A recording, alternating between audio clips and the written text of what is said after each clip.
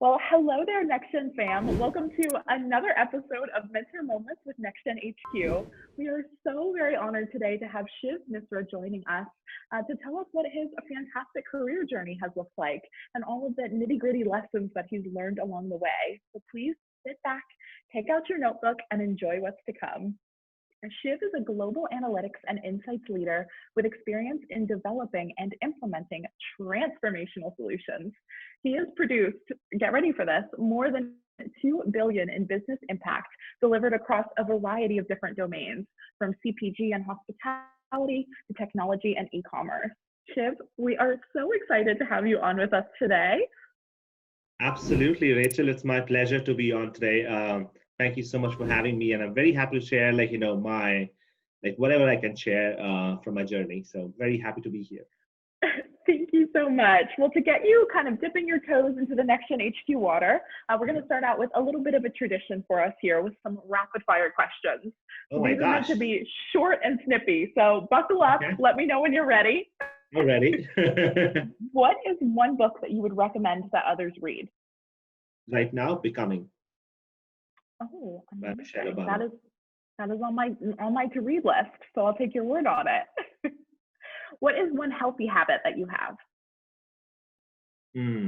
I don't really have many healthy habits, but I would say one thing is I'm a hopeless optimist. I always find something positive out of everything negative. So I think that kind of is healthy. So I'm never really self-sabotaged or become too disappointed in a situation. That's a beautiful answer. What is your best method of working productively? Checklist. So have a checklist and make sure you kind of keep checking things off, not just keep adding. Love it. And finally, are you a coffee or a tea drinker? Tea drinker. Oh, I'm a coffee girl, but I still understand. Awesome. Amazing. So we're going to dive in a little bit more into the nitty gritty of who makes Shiv Shiv.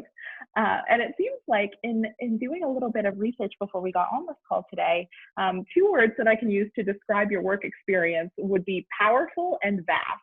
So I found Appreciate information that. you've worked everywhere from Coca-Cola to PayPal to Heineken. There's been a lot of different kind of experiences, it seems like, on your journey, but I'd love to know where the drive and the passion really came from to put yourself on this trajectory. Did you find this in school? Do you think education was a big role in that? What does that look like for you? That's an awesome question. So I for one, I love planning. So when I was in high school, actually, I'd actually planned what I wanted to do 10 years after. So the reason I do that is it gives me some confidence that I'm actually on the right path.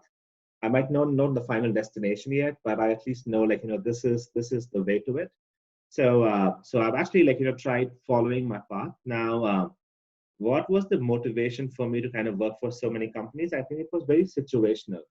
I think I have a North Star, and my North Star is I really want to be with organizations that actually can leverage data and analytics to basically grow in the short term, but eventually transform their business. So whenever I see an opportunity that comes knocking on my door, which actually allows for me to do just that, and at the same time allows me to use my experience from the past, I get excited, and I kind of I want to kind of go there and learn. All my previous companies have been like institutions for me, so I've learned so much from them, right from my first company to Coca-Cola.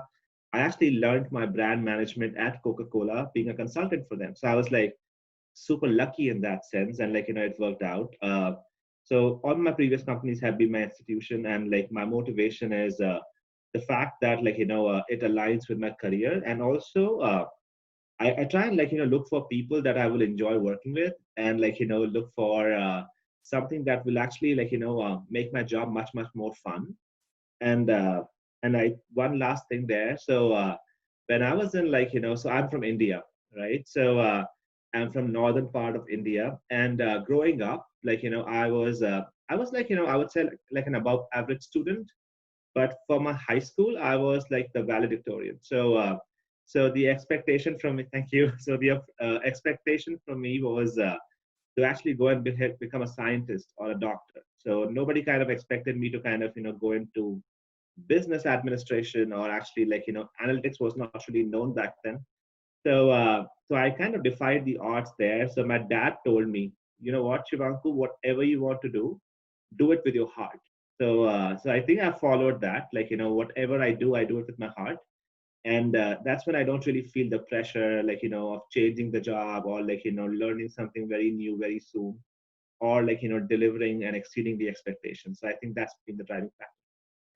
I'd love to actually ask a little bit more about that because that is kind of quite a pivot to make. You think you're going down one route, the medical, the scientific, and then you end up in a very different space. What exactly was that moment of self-awareness for you when you just had that confidence to move forward how you wanted?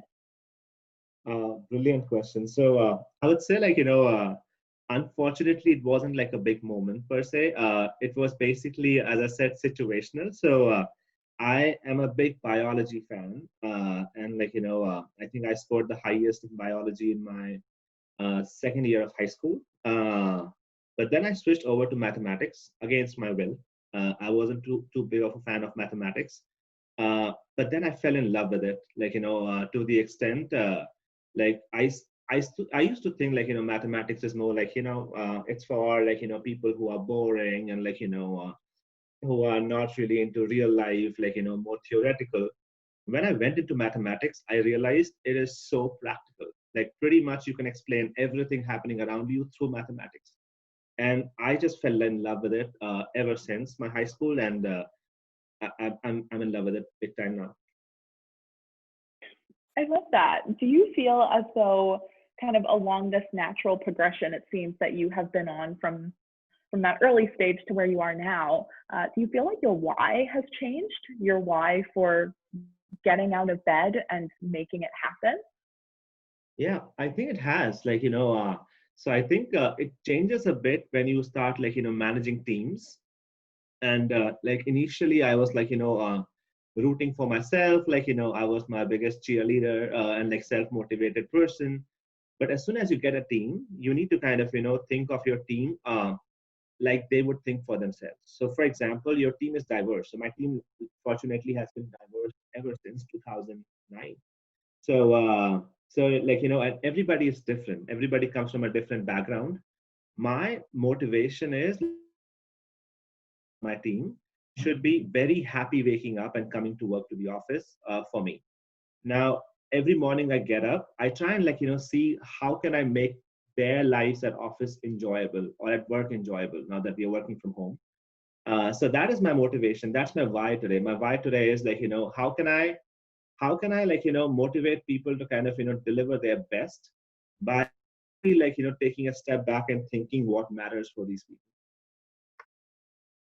I will say that makes you a fantastic leader when you put yourself second to the needs of your team members who you're working with, making sure that they're feeling motivated and energized.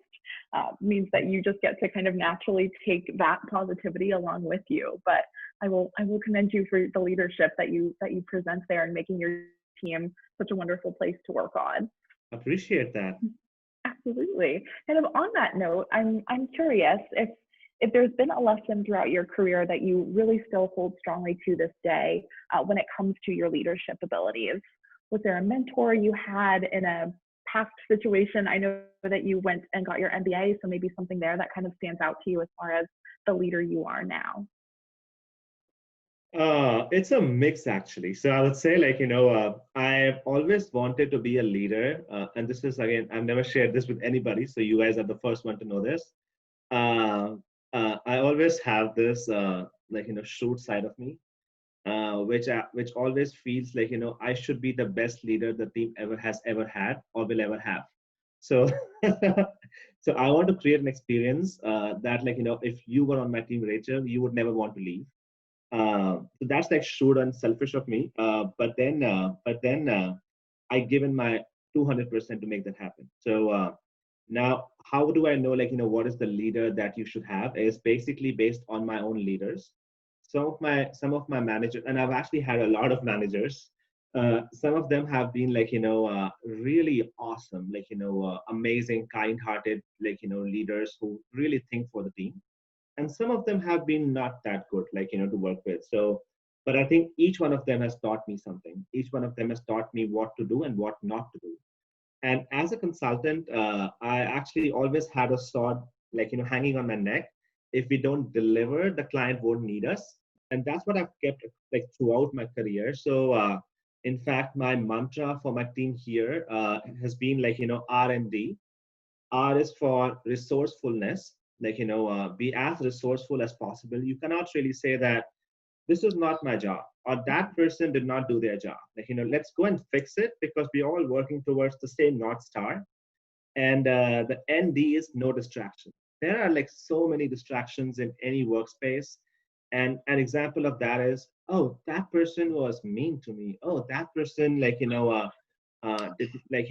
not really like do their homework. And I'm like, if you were in a startup, you would not really have time for that, right? So you actually would go ahead and fix it or do it or talk about it or at least not sit over it. So and that has been really really working for me. So but I think it's very important to have entrepreneurial mindset. Sometimes it might get to the fact that it gets a bit annoying for others, they're like, oh no no no, here's the pace that we work in. But I think leaders as well as managers and people who have people that they lead, they are the change maker. So if we actually don't be the change maker, we cannot expect the organization to change by itself. Absolutely. I mean, I think that goes for a lot of different things, and you're speaking to right now a community of entrepreneurs who oftentimes define themselves as the change makers, because at the end of the day, whether they are building a company, a podcast, a book, it doesn't really matter because they're making change, and that's the key lesson there. Right, they are definitely. Amazing. So I would love to be able to wrap this up and move into kind of some final questions for you. But as far as looking forward into the future, Mhm. really interesting thing to do right now. But what is your hope for the next generation of leaders? What do you hope that they know that they're able to accomplish? Wow, that's an amazing question, and I would love to share my heart here. So I would say my hope for the next generation of leaders is that they do these five things. One, I want them to be compassionate without cause. So don't be compassionate because you have to be compassionate as a leader. It has to come from your heart, and you have to kind of think about how can you get everybody into the fold. And trust me, as a data scientist or as somebody who's worked with numbers, when you have an inclusive team that is also diverse, the output is magnified. And I think the next generation already realizes most of it. So be compassionate without cause. Second, be very very open-minded and resourceful. So don't really fall in the trap of this is a silo, this is a department. There's no department in the future. Everybody's going to work on everything. So try and adopt that mindset and mentality that I have to be open-minded, I have to be resourceful. Number three is stay in very very close touch with your colleagues, with your team members, and try and see what can you do to make their day better every day. So please focus on that. And that also is slightly different from compassion. Compassion is basically situation that somebody is in. But what I'm talking is that should be your everyday thing. How can you make everybody's day better, because that makes your own day better. Number four is always have your eye on the results. Results are what matter and what will speak for yourself. So always try and see if you're working on something, what is going to be the result. It does not have to be a number of revenue gained or profit saved. It can also be something that you learned. And five is have fun. Having fun is so important. Don't really chase a dream that actually makes your life today miserable. Have fun today, because you don't really know what's in store for tomorrow. This year we had coronavirus. Next year, who knows what will we have. So have fun in the moment and enjoy every hour of your life. So you heard it directly here, the 5 steps from a master himself as far as what you can bring to the world and what you can do in your own startups. Shiv, I want to thank you so much for coming onto Mentor Moments with us today. It has been so wonderful talking to you and hearing what your journey has looked like. My pleasure. Absolutely. Happy to be here. And thank you for the platform. So appreciate that. Absolutely. If a next gener was interested in connecting with you, would there be a best way for them to do so? Absolutely. So I'm very active on LinkedIn.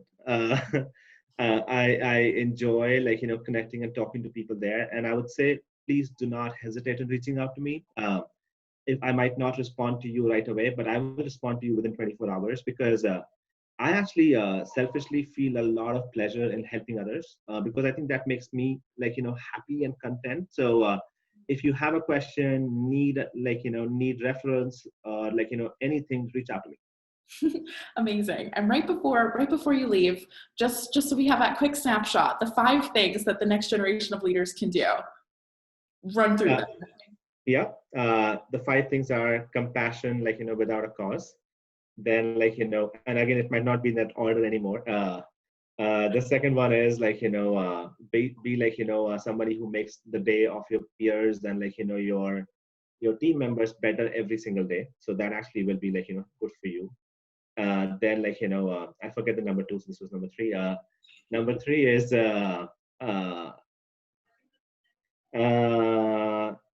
have fun is obviously important. So that was my number 5, but have fun.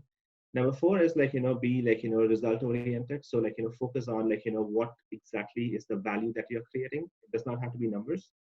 And there's one I'm forgetting. I think there was not a second one that I'm forgetting, but these are the 4. That is perfect. Well, thank you so much, Shiv. And to everyone watching, thanks for being here, and we'll see you again soon. Thank you so much, Rachel. See you.